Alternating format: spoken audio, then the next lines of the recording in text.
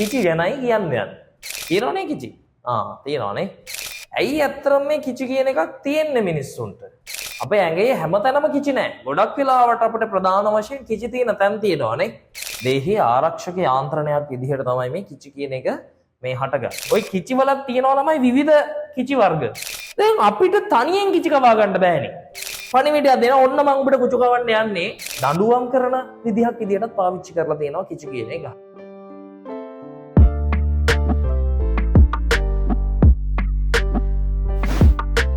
හරි. මේ අහන්නකෝ. දැන් එතකොට මේ දේවල් ගැන කතා කරද්දී මට හිතෙනවා පොඩි කතාවක් කියන්න ඕනේ කියලා. හරි. ඔයාලා දැනගන්නත් ඕනේ. හරි. දැනගන්නත් ඕනේ ඔයාලටත් වෙන.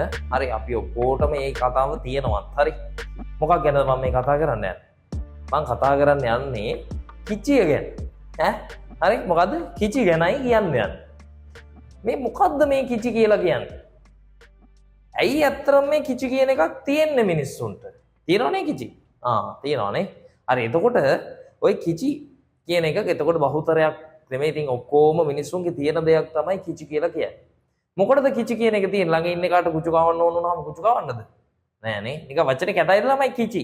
කිචි කිව්වම කැතයිද නෑනේ. හරි. ඉතින් වචනේ කිචිනේ ඒකට කියන්නේ. හරි.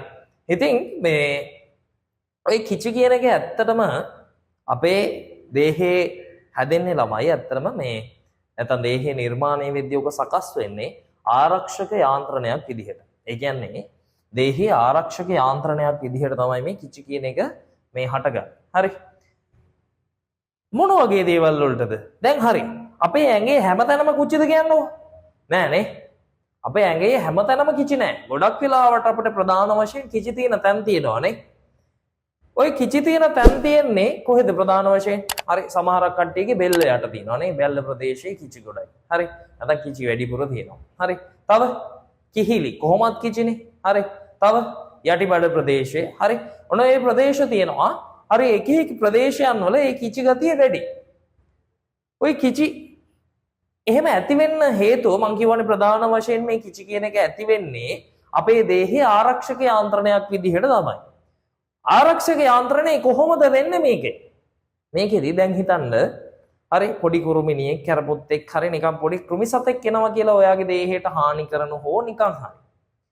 අපේ පණිවිඩයක් යන්න ඕනේ ශනිකව අපේ මොළයට මෙන්න මෙහෙම සතෙක් එනවා. හරි මෙන්න මේකව එහෙනම් මෙතනින් අයින් කරලා දාන්න ඕනේ කිය. අන්න ඒ වගේ දේවල් වලට සංවේදී වෙන්න අපේ සමේ අන්නේ කිව්ව ප්‍රදේශයන් වල ඒ කියන්නේ මොනවාද බෙල්ලේ කිහිල්ලේ සහ යටිබඩ ආදී ප්‍රදේශයන් වල තියෙනවා ප්‍රධාන වශයෙන් අනිත් තැන් වලට වඩා වැඩියෙන් මොනවාද අර ඔයාලට මතක ඇති අපි සම ගැන කතා කරද්දි කතා කරනවා නිදහස් ස්නායු අන්ත කියලා. මොනවාද? නිදහස් ස්නායු අන්ත. හරිද? නිදහස් ස්නායු අන්ත. ඊට අමතරව ළමයි මෙන්න මේකේ තියෙනවා ස්පර්ශ සංවේදක වර්ග අපේ සම.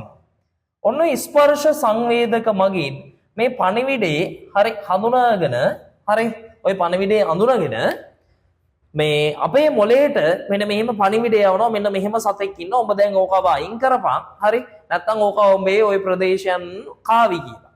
හරි නැත්නම් හපයි තුවාලයක් කරයි කියලා. අනේ ක්‍රියාවලිය සිද්ධ වෙන්න තමයි ඇත්තටම ඔය කිචි කියන සංසිද්ධිය අපේ දේහයේ නිර්මාණය වෙලා තියෙන්නේ. ওই කිචි කියන දේ ඇති වෙන්නේ ඇත්තටම ආරක්ෂක යාන්ත්‍රණයක් විදිහට අපේ දේහේ. ওই ස්පර්ශක සංවේදක වර්ග කීපයක්ම අපේ සමයේ තියෙනවා. ඒව ගැන අපි කතා කරන්නේ නැහැ ඇත්තටම අපේ සිලබස් එකේ. ওই නිදහස් ස්නායු අන්ත කියන ඒවා නම් දන්නවනේ. හරි සම ගැන කතා කරද්දි කතා කරනවා. ওই නිදහස් ස්නායු අන්ත වලට අමතරව එහෙනම් ස්පර්ශක සංවේදක කියලා જાතියක් තියෙනවා. ඔන්න ස්පර්ශක සංවේදක තියෙන හින්දා තමයි අපිට ඔය ස්පර්ශක සංවේදක සහ මේ කියන නිදහස් ස්නායු අන්ත තියෙන හින්දා තමයි ළමයි ඇත්තටම ඔන්න ඔය ප්‍රදේශයන් කිචි කැවෙන තත්ත්වයටපත් වෙලා තියෙන්නේ. හරි. දැන් මම මෙහෙම දෙයක් අහනවා. අහන්නකෝ. දැන් අපිට තනියෙන් කිචි කවා ගන්න බෑනේ. දැන් ඔයාට දැන් hina වෙන්න ඕනි කියලා හිතන්න.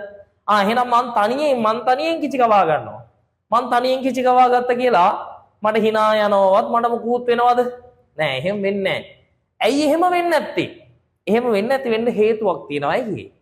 අපේ දේහේ මේ අපි කලින් කතා කරේ අර අනුමස්තිෂ්කය කියන කොටස. අනුමස්තිෂ්කය කියන කොටසේ තමයි ওই දේවල් ටික පාලනය කරන්න ප්‍රධාන වශයෙන් දායකත්වයක් සපයනවා. හරි. දැන් හිතන්න දැන් අපේ මේ දේහේ චලනයක් නේ අතර මේ අත අපේ කිහිල්ල ගාවට හෝ බෙල්ල ගාවට අරන් යනවා කියන එක. ඒ සියලුම ක්‍රියාවලීන් ටික පාලනය කරනවා මෙන්න මේ අනුමස්තිෂ්කය. අනුමස්තිෂ්කය එහෙනම් දැනගන්නවා මේක අහඹු කිචියක් නෙමෙයි මේ යකාගේම අත තමයි මේක මේ දේහයට පිටින් එන මොකක්වත් දෙයක් නෙමෙයි. මේකගේ අතම තමා මේ කිහිල්ල ගාවට හරි බෙල්ල ගාවට හරි ගිහිල්ලා මේ නිකන් විකාරයක් කරගන්න. ඒ හින්දා තමයි ඒක මොලේට ගිහිල්ලා අර වෙනස් පණිවිඩයක් විදිහට යාව ගන්නෙ නැහැ. එයා දැනගන්නවා කොහොමත් මේ තමන්ගේ අතමයි. ඒ හින්දා එහෙනම් පිටින් එන බාහිර දෙයක් නෙමෙයි කියලා. ඒ හින්දා තමයි අපි තනියේ කුටු කවා ගන්න හැදුවට කිචි කැවෙන්නේ නැති ඇයි? අපි එහෙනම් ඔය මේ මොලේ මස්තිෂ්කය දායක වෙනවට මස්තිෂ්කය සහ අනුමස්තිෂ්කයන් වල ආධාරයෙන් දැනගන්නවා මේක අර පිටින් එන හරි වෙන මොනවත් දෙයක් නෙමෙයි මේක තමාගේම අත කියලා. හරි. ඒ තමන්ම මැදිහත් වෙලා කරන හින්දානේ මං එහෙනම් මෙහෙම දෙයක් ඔයාගෙන් අහනවා.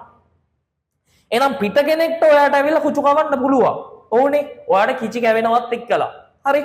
එතකොට එහෙම කිචි කැවුනට හරි පිට කෙනෙක් ඇවිල්ලා ඔයාට කුචු කවනවා.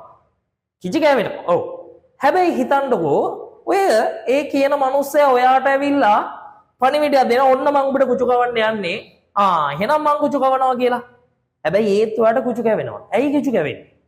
එහෙම කිචි කැවෙන්න හේතුව තමයි අපේ මේ මස්තිෂ්ක අනුමස්තිෂ්කයන් වලින් ඔය කුචු වල හරි කුචු ඒ කිචි කවන්නේ මොන ස්ථානයටද කියන එක දන්නේ නැහැ.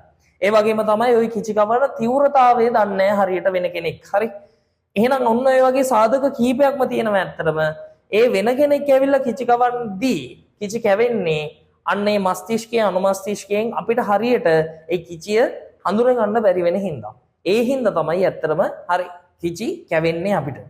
නැතුව හරිද මස්තිෂ්කයේ අනුමස්තිෂ්කයේ කලින් දැනුවත් කරලා මෙයා අපි දේහේ ලෑස්ති වුණත් අන්න අර කාරණා අපිට කලින් දැනගන්න බැරි හින්දා කිචි කැවෙන ස්ථානයන් හරියට කිචි වලදී තෙරපන ස්ථානයන් හරියට ඒ වගේම තමයි කිචි කවන තීව්‍රතාවය වගේ දේවල් හරියට දන්නේ නැති හින්දා තමයි පිට කෙනෙක්ට අපිට ඇත්තටම කුචු කවන්න පුළුවන්කම තියෙන්නේ කලින් දැනුවත් කරා.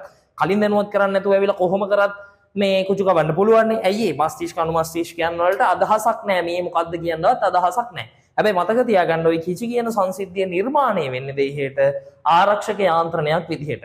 ওই මුල්ම කාලේ ඒ කියන්නේ මොනවාද පරිණාමයේ මුල්ම අවදිවල මේ කියනවා මේ ওই කිචි කියන එක තියෙන්නේ ඇත්තටම මේ අර තවන් තනියේ හිනස් වෙන්න වගේ කතාවකට කියන.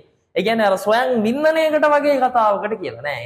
හැබැයි පසු කාලීනව විද්‍යාඥයන් හොයා ගන්නවා මේ කිචි කියන සංසිද්ධිය නිර්මාණය වෙන්නේ එහෙම දෙයකට නෙමෙයි කියලා. හරි. ඔය දැන් තව කියනවා නම් කියන්න මේකේ තියෙනවා. හරි. දැන් මේ අහන්නකෝ. ඔය කිචි වලක් තියෙනවා ළමයි විවිධ කිචි වර්ග. දැන් හිතන්නකෝ මෙහෙම මේ පිහාටුවක් වගේ එකකින් හරි ඔයාගේ යටිපල්ලා හරි නැත්නම් ඔය බෙල්ල යට ප්‍රදේශය කිහිල්ල වගේ දෙයකදී කිචි කැවන එක විදිහක්. තව දැන් හිතන්න තව එකෙක් ඇවිල්ලා ඔයාව අල්ලගෙන ඔයාට hina ගහනකම් හරි ඔයාව කිචි කවනවා. ඒක තවත් විදිහක්. ඔන්න ඔහොම කිචි වල වදාව වර්ග තියෙනවා. ඔයාට විශේෂ නමුත් තියෙනවා. ඒ වැඩ නැහැ. ඉතින් හරි මම මේ නිකන් දැනගන්න කිව්වේ. ඔහොම තව කිචි වර්ග තියෙනවා. ඔයාලා දන්නවද ඔය අතීතයේ මේ ග්‍රීසියේ එහෙම මේ ඔය කිචි කියන එක ඇත්තටම මේ අර දඬුවම් කරන විදිහක් විදිහටත් පාවිච්චි කරලා තියෙනවා කිචි කියන එක. හරි. ඔයා දැකලා තියෙනවද දන්නේ නැහැ. ඔය සමහර සූරපප්පා වැඩසටහන් වල එහෙම නැත්නම් සූරපප්පා කාටුන් එකේ එහෙම ඔය මේ තියෙනවා. හරි. එහෙම එකක් වෙන්නලා තියෙනවා.